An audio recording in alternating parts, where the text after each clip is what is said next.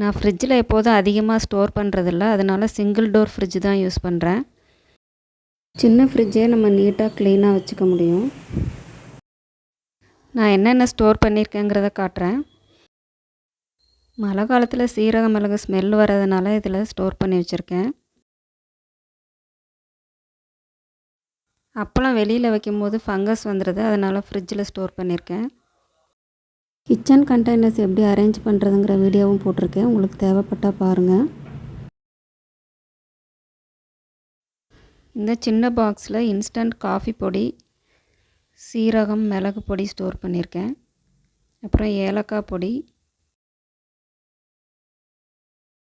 கேசரி பவுடரும் குங்குமப்பூவும் ஸ்டோர் பண்ணியிருக்கேன். Instant coffee powder ஃப்ரிட்ஜில் வச்சிங்கன்னா கட்டியாகாமல் ஃப்ரெஷ்ஷாக இருக்கும். பொடி ஐட்டம்ஸ் ஃப்ரிட்ஜில் வைக்கும்போது வாசனை குறையாமல் அப்படியே இருக்கும். இட்லி பொடி, சாப்பாட்டு பொடி அதிகமாக அரைக்கும் போது நான் ஃப்ரிட்ஜில் தான் ஸ்டோர் பண்ணிடுவேன். டெய்லி யூஸ் பண்ணுறதுக்கு கொஞ்சம் வெளியே எடுத்து வச்சுருவேன். ஸ்நாக்ஸ் ஸ்டோர் பண்ணியிருக்கேன்.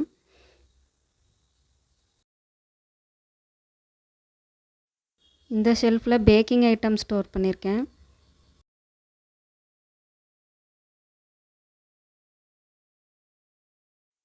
பேக்கிங் பவுடர், பேக்கிங் சோடாலாம் இதில் வச்சா கட்டியாகாமல் இருக்கும்.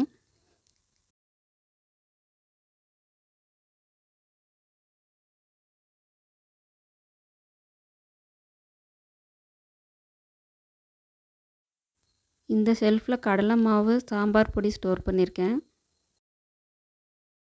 கடலைப்பருப்பை மிஷினில் கொடுத்து அரைச்சி நானே கடலை மாவு ரெடி பண்ணிக்கிறேன். அதனால் 1 கிலோவாக அரைச்சி நான் ஃப்ரிட்ஜில் ஸ்டோர் பண்ணியிருக்கேன். இது சுண்டைக்காய் வத்தல் போட்டு வச்சுருக்கேன். சாம்பார் பொடியும் டெய்லி யூஸ் பண்ணுறதுக்கு கொஞ்சமாக எடுத்து வச்சுட்டு ஃப்ரிட்ஜில் ஸ்டோர் பண்ணால் நல்லா ஃப்ரெஷ்ஷாக இருக்கும்.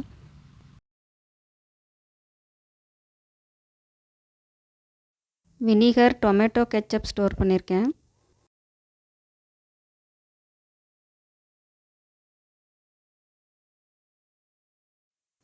கசூரி மேத்தி, மசாலா ஐட்டம்ஸ்லாம் வச்சுருக்கேன்.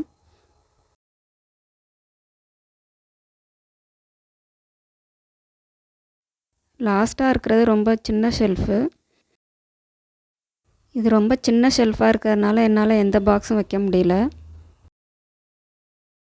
ஷெல்ஃபுக்கு பேப்பர், ஷீட்லாம் யூஸ் பண்ணாமல் அப்படியே தான் நான் ஸ்டோர் பண்ணியிருக்கேன். நீங்கள் ஃப்ரிட்ஜு ஷெல்ஃபில் பார்த்தீங்கன்னா தெரியும், நிறையா ஹோல்ஸ் இருக்கும். பேப்பர் யூஸ் பண்ணும்போது அந்த ஹோல்ஸ்லாம் அடைச்சிக்கும். அதனால் ஃப்ரிட்ஜு கூலிங்காக இருக்காது. அதனால் நான் அப்படியே தான் ஸ்டோர் பண்ணியிருக்கேன். ஃப்ரிட்ஜோட இன்ஸ்ட்ரக்ஷன் புக்லேயே அதை பற்றி மென்ஷன் பண்ணியிருக்காங்க. ஃபஸ்ட்டு ஷெல்ஃபில் நான் மாவு வச்சுருக்கேன். இந்த மாதிரி உயரமான பாத்திரத்தில் வைக்கும்போது மாவு நீர்த்து போகாமல் இருக்கும். ஃப்ரீசர்லேருந்து கூலிங் வரதுனால ஃபஸ்ட்டு 2 ஷெல்ஃப் கூலிங் அதிகமாக இருக்கும். அதனால் நான் பால், தயிரெலாம் ஃபஸ்ட்டு 2 ஷெல்ஃப்லேயே ஸ்டோர் பண்ணியிருக்கேன். ஃப்ரிட்ஜில் எது ஸ்டோர் பண்ணாலும் இது போல் நல்லா க்ளோஸ் பண்ணி வைங்க, அப்போ தான் ஸ்மெல் வராமல் இருக்கும். ஆவின் பாலும் பசும்பாலும் காலையில் யூஸ் பண்ணதுக்கப்புறம் வச்சுருக்கேன். பால் ஏடு கலெக்ட் பண்ணி நானே தான் நெய் காய்ச்சிக்கிறேன். நாமளே ஈஸியாக வீட்டில் நெய் காய்ச்சிடலாம். வீடியோ லிங்க் டிஸ்கிரிப்ஷனில் கொடுக்குறேன், பாருங்கள்.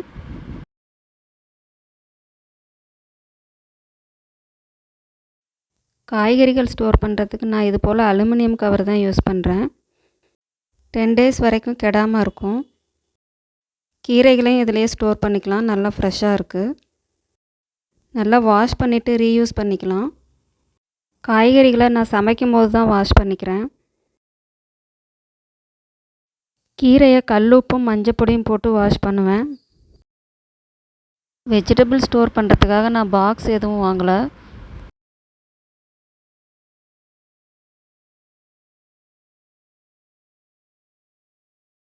இந்த லாஸ்ட்டு ஷெல்ஃபில் மசாலா பாக்ஸ் வச்சுருக்கேன்.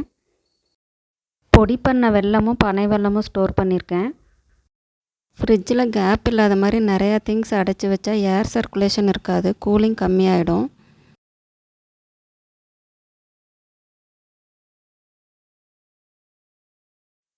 வெஜிடபிள் பாக்ஸில் நான் மளிகை ஐட்டம்ஸ் தான் ஸ்டோர் பண்ணியிருக்கேன்.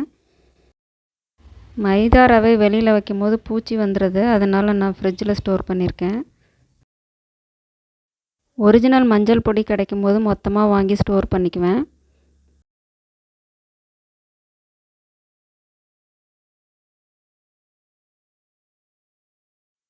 அதுபோல் இது வந்து நாட்டு கொத்தமல்லி இங்கே கிடைக்காது, அதனால் நான் ஊரில் இருந்தே வாங்கிட்டு வந்துடுவேன்.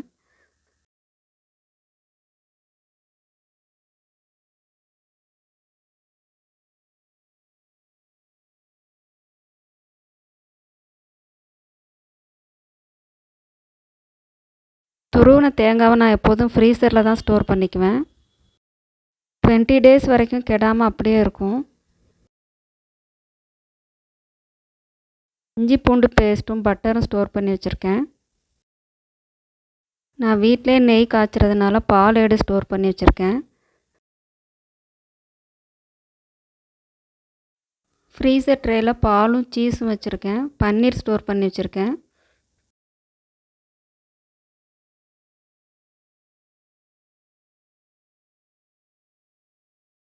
ஃப்ரிட்ஜு மேலே நான் எந்த வெயிட்டும் வைக்கிறதில்ல.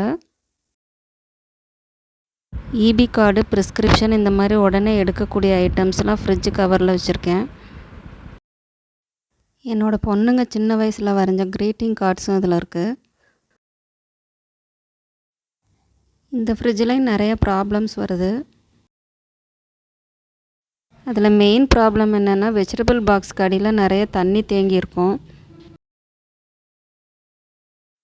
அதை எப்படி நான் சரி பண்ணிக்கிறேங்கிறத நெக்ஸ்ட் வீடியோவில் சொல்கிறேன். இந்த வீடியோ பிடிச்சிருந்ததுன்னா லைக் பண்ணுங்கள், சப்ஸ்கிரைப் பண்ணி வச்சுக்கோங்க.